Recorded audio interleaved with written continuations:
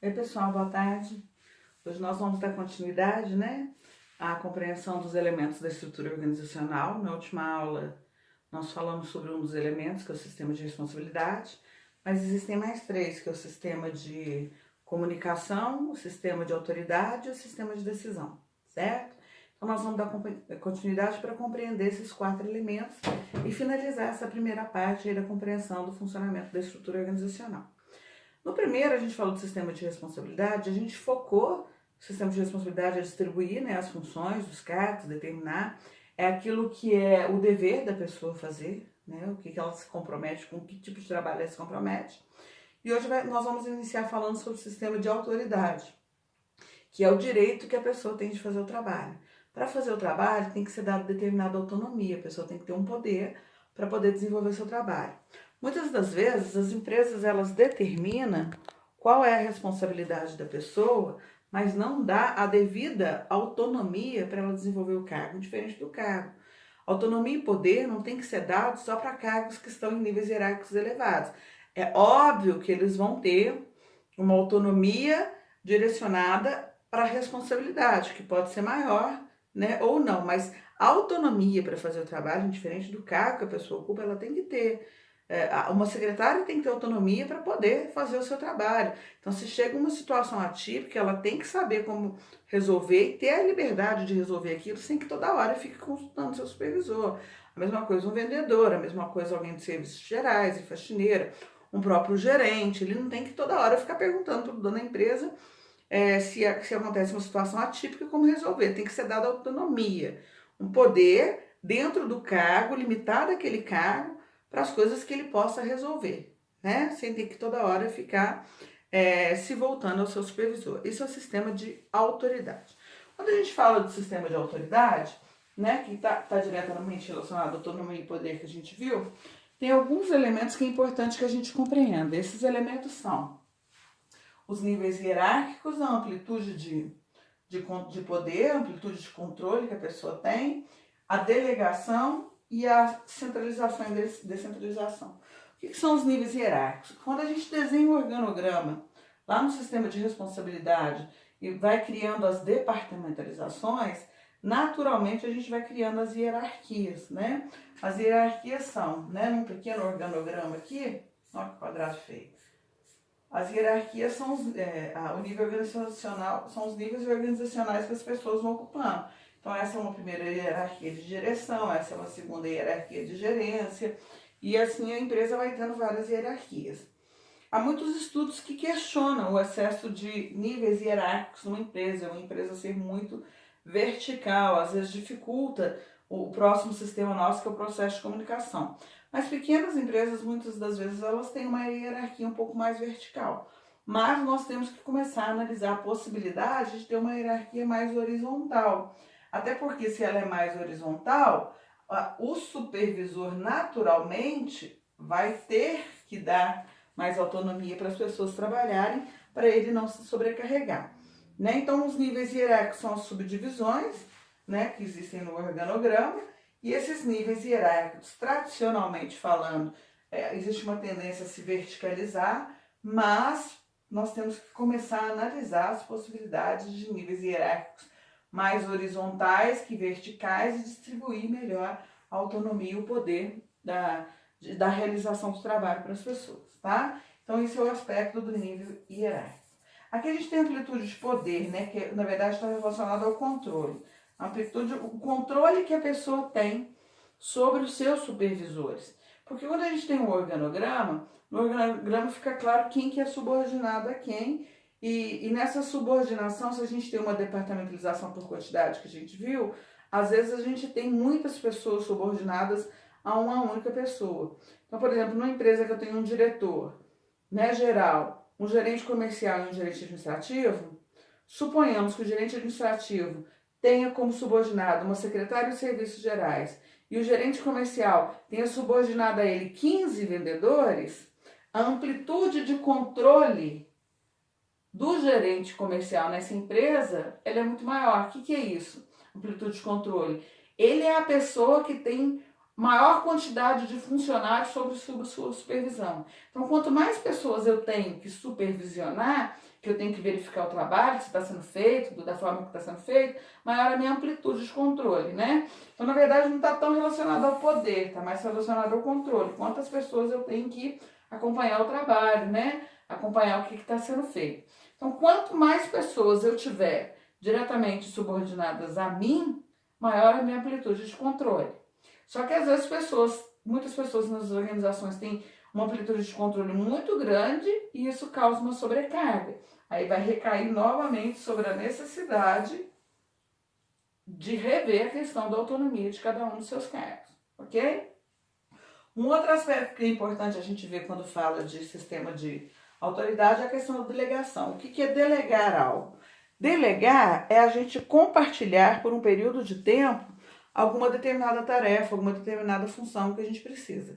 Então, por exemplo, né, eu sou professora da faculdade, sou coordenadora, precisei me ausentar por motivo de saúde, e aí eu vou precisar de deixar alguém fazendo o meu trabalho por um determinado período de tempo, né, até que eu volte e possa retomar as minhas atividades profissionais.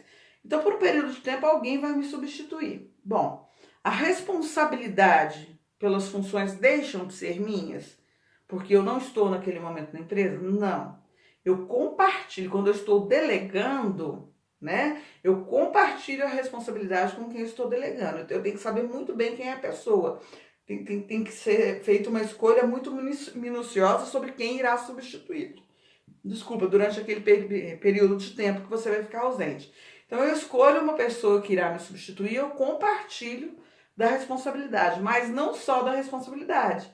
Responsabilidade é sobre o que fazer. Eu tenho que compartilhar da minha autonomia, eu tenho que dar autonomia para que ele possa fazer um bom trabalho da mesma maneira que eu faria estando presente naquele momento. Então, isso é delegar.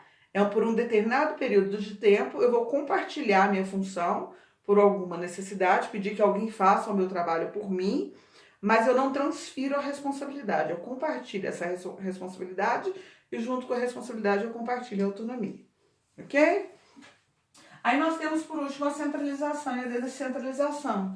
Partindo desse raciocínio da delegação, se relaciona muito. Só que na delegação a gente compartilha. Uma segunda pessoa vai realizar o seu trabalho por um determinado período de tempo e a gente compartilha a responsabilidade e a autoridade. Na descentralização, não. A empresa fez uma análise da estrutura organizacional e identificou que há necessidade de mudanças, tá? Então, nós vamos mudar a estrutura organizacional e nós vamos criar um novo cargo, certo? Quando eu crio um novo cargo, se eu tinha na estrutura anterior 3 pessoas fazendo a mesma função, e nesse novo cargo que eu criei eu vou dar oportunidade para um dos 3, ele vai deixar de fazer aquele trabalho, então eu estou tirando ele do cargo atual e passando ele para um novo cargo, certo? Então ele vai deixar de fazer aquelas funções, vai passar a fazer outras funções. Então eu estou descentralizando, tá? Então a pessoa ela deixa de ter responsabilidade sobre aquilo e passa a ter responsabilidade sobre outros aspectos. E normalmente a descentralização ela acontece quando a gente identifica cargos que a gente percebe que supervisores estão muito sobrecarregados. Então, por exemplo, esse supervisor desse exemplo que eu dei, que tinha 3 pessoas ocupando um cargo e a gente subdividiu, pode ser que ele seja o único responsável pelos 3.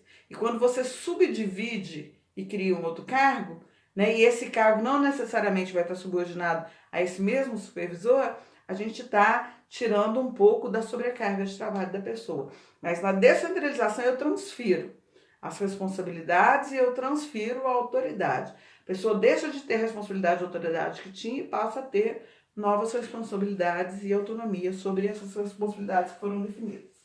Certo? Então, no sistema de autoridade é isso. Está relacionado com a autonomia e o poder que a pessoa tem para poder fazer o seu trabalho bem feito. Não é só determinar o que fazer, é a gente dar o direito da pessoa fazer aquilo, dar a autonomia necessária. Cada cargo tem uma autonomia que é necessária. E os aspectos diretamente relacionados são a criação dos níveis hierárquicos, a gente toma cuidado, né? Porque muitos níveis hierárquicos a gente pode ter uma autonomia muito subdividida na organização e as pessoas não conseguirem fazer as coisas sozinhas, toda hora tem que ficar se retomando os supervisores. Amplitude de controle, tomar cuidado para não deixar muitos colaboradores sob a supervisão de uma única pessoa, né? Ela vai ter uma amplitude muito grande de controle, mas pode ser que ela não tenha sucesso na hora de controlar o trabalho de cada um. A gente viu que existe essa ferramenta de delegação e que a gente tem que tomar muito cuidado em quem vai nos substituir, porque a gente vai ter que compartilhar da responsabilidade e da autoridade. E em casos de grande concentração de poder, a gente tem a possibilidade de descentralizar, né, para poder tirar essa sobrecarga. Tem também a centralização, que é o contrário. Às vezes algumas empresas são descentralizadas demais, e aí determinados setores, por exemplo, setores financeiros, né, da empresa, normalmente eles são mais centralizados. Não tem como compartilhar a responsabilidade e a autonomia e o poder com muitas pessoas na organização. Então, às vezes, setores específicos da empresa, eles precisam ser mais centralizados, certo? Então, esses são os elementos do sistema de autoridade. Nós ainda temos o sistema de comunicação.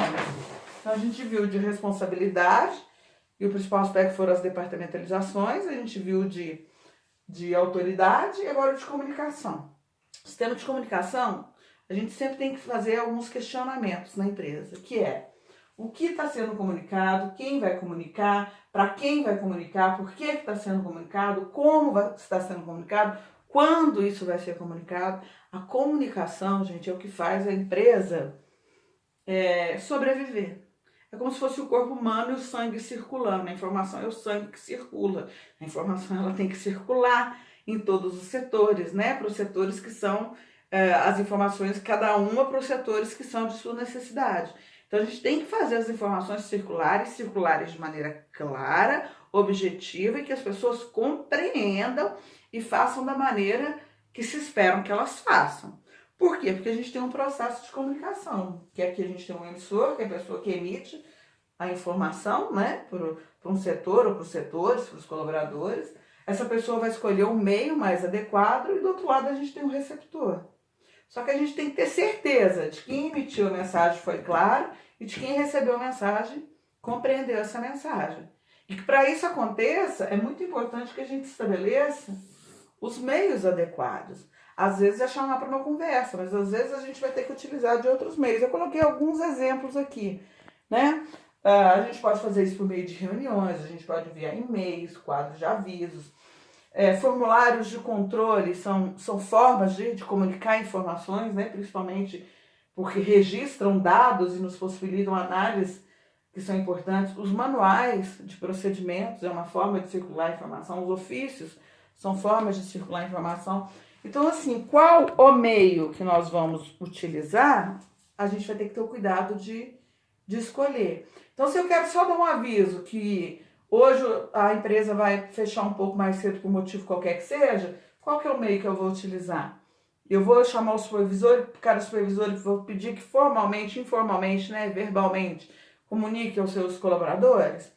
Se é um aviso do tipo, nós precisaremos aumentar a produção e a produtividade vai ser aumentada em X, eu vou comunicar isso como? Em um quadro de aviso, eu vou reunir as pessoas, então eu tenho que saber escolher os meios. Até porque, escolhendo corretamente os meios, podem ser que ainda ocorram ruídos no processo, né, do envio dessa mensagem. E esses ruídos podem distorcer as informações, podem fazer com que elas não cheguem da maneira correta, é como se fosse um telefone sem fio, né? A gente fala que existem muito rádio peão, que são as fofocas. Por quê? A gente já sabe que tem um ambiente formal, uma estrutura formal, que é aquela deliberadamente definida pela empresa que está presente no organograma, mas existe uma estrutura informal, que as pessoas se relacionam, as pessoas interagem, elas conversam, elas falam sobre o que acontece. E isso pode fazer com que as informações se distorçam nesses momentos de informalidade. Então a gente tem que estar atento a isso para garantir que a mensagem que foi emitida ela chegue. E para isso a gente sempre se questiona o que está sendo informado, quem, para quem, por quê, como, quando. Fazendo esses questionamentos, a gente vai assegurar que as informações cheguem a todos de maneira correta. É impossível a estrutura funcionar sem que haja informações. Eu posso ter uma estrutura organizacional muito bem departamentalizada, eu posso ter as autoridades muito bem definidas, a autonomia, todo mundo tem sua autonomia, mas se as pessoas não se comunicarem bem, se as informações não circularem, de nada adianta eu ter um bom sistema de responsabilidade, um bom sistema de autoridade. ok? E por fim, a gente tem o sistema de decisão. Muitos autores falam que, na verdade, não são 4 sistemas, né, que compõem a estrutura organizacional, são 3 sistemas. Por que eles não consideram 4? Eles falam que, na verdade, o 4º sistema, ele existe em decorrência do funcionamento dos 3. Então, o sistema de decisão, ele seria reflexo de uma boa divisão do trabalho, das pessoas saberem o que elas fazem, saberem a quem elas são subordinadas, né? Saber a quem recorrer no momento de dúvida, ter autonomia para tomar decisão, tomar a decisão diante dessa autonomia, comunicar essa decisão a todos os envolvidos. Se a empresa ela tem esse pleno funcionamento, consequentemente, o sistema de decisão ele vai estar funcionando de maneira plena, né? Então, se eu tenho um bom sistema de responsabilidade, de autoridade de comunicação, eu tenho um sistema de decisão funcionando plenamente, ok? Esses são os 4 elementos que compõem a estrutura organizacional. O sistema de responsabilidade, que nós vimos no último vídeo, e vimos como que cria um organograma, que é o que formaliza a estrutura organizacional por meio das departamentalizações. Hoje nós vimos o que é o sistema de responsabilidade, que está relacionado com a autonomia para fazer o trabalho, e os principais elementos. Acabamos de ver o sistema de comunicação, né, que é o que faz a empresa sobreviver, que é a alma da empresa, e o sistema de decisão, que é decorrente do funcionamento desses outros 3 sistemas. Tá ok? Então é dessa forma que funciona a estrutura organizacional formal de uma empresa. Tá bom? Até o próximo vídeo. Valeu, pessoal!